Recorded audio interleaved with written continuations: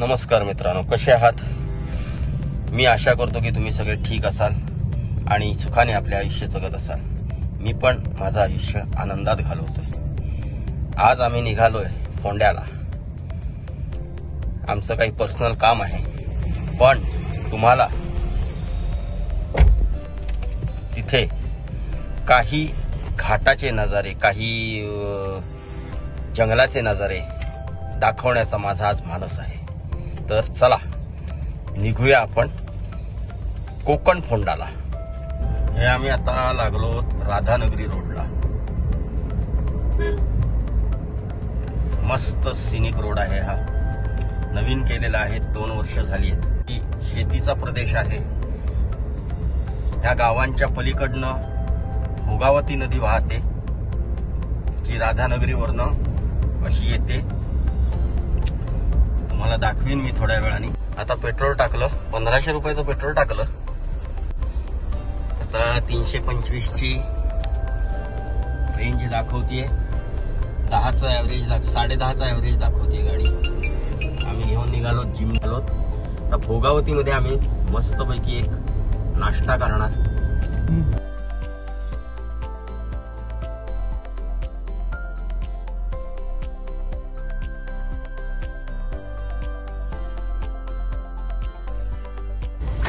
नाश्ता आमचा झालेला आहे पोटभर. आता आम्ही पुढच्या प्रवासाला निघतोय. आता आम्ही राधानगरी रोडला आहोत. इथून आम्ही आता शिरगाव फाट्याला उजवीकडे वळणार. वेगळा थ्रिलर रस्ता जो गावागावातून जातो आणि पुढे दाजीपूर जंगलाला टच होतो. हे दाजीपूर जंगलातून पण तो रस्ता जातो. असा रस्ता तुम्हाला आज आम्ही, असा सिनिक रस्ता तुम्हाला आम्ही आज दाखवणार. महाराष्ट्रातला हा एक मस्त सिनिक रस्ता आहे. ही जी दिसतीये नदी, ही नदी भोगावती नदी म्हणतात त्याला. ही मगाशी जे तुम्हाला मी म्हटलं, मी दाखवीन तुम्हाला भोगावती नदी. ही भोगावती नदी पुढे जाऊन पंचगंगेला मिळते.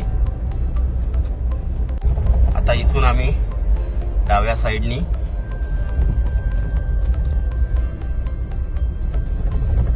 दाजीपूर रोडला लागणार.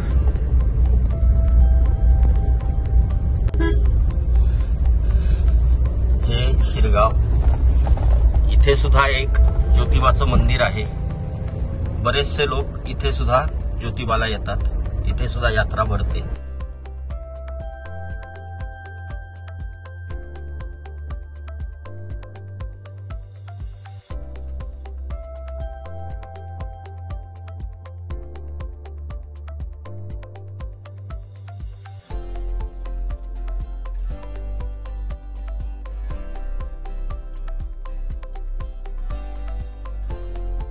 हे बघा, इथे सूर्यफुलाचं शेत आहे. छान दिसतंय. जे सनफ्लॉवर ऑइल तुम्ही पिता, खाण्यात वापरता, ते इथे लावलेलं आहे. या इथल्या रोडला हा एक पेट्रोल पंप आहे. डोंगर दऱ्यातनं एक गाडी चालवण्याचा वेगळा अनुभव मिळतो इथे. वाटतं या रस्त्यातनं गाडी चालवताना एक वेगळं थ्रिल आपल्याला अनुभवता येतं. शेती, गाव, त्याच्यामधनं चाललेला रस्ता एक वेगळाच अनुभव म्हणता येईल ह्याला. हा जो रोड आहे तो कोल्हापूर मधनं राधानगरी रोडला लागल्यानंतर भोगावतीच्या पुढे 5 किलोमीटरवर हा शिरगाव फाटा आहे. तिथून हा रोड चालू होतो. त्या रोडवरनं शिरगाव मधून डाव्या साईडला वळून सरळ सरळ आपण ह्या रोडला यायचंय. कुठेही इकडे तिकडे वळायचं नाही. हे बघा, हे इथून आता आपल्याला पुढे दाजीपूरचा रोड लागतोय. तर त्याला बफर झोन म्हणतात का काय ते मला ऍक्च्युअल असं काय माहिती नाही, पण जंगलाच्या बाजूला असलेली घरं ही बफर झोन मध्ये येतात एवढं मला माहिती आहे. या जंगलाच्या दोन्ही बाजूच्या मधून जाणाऱ्या रस्त्याला किंवा तिथे असलेल्या गावांना बफर झोन म्हणतात, हे मला माहिती आहे. आता इथून पुढे आपण दाजीपूर जंगलात घुसणार.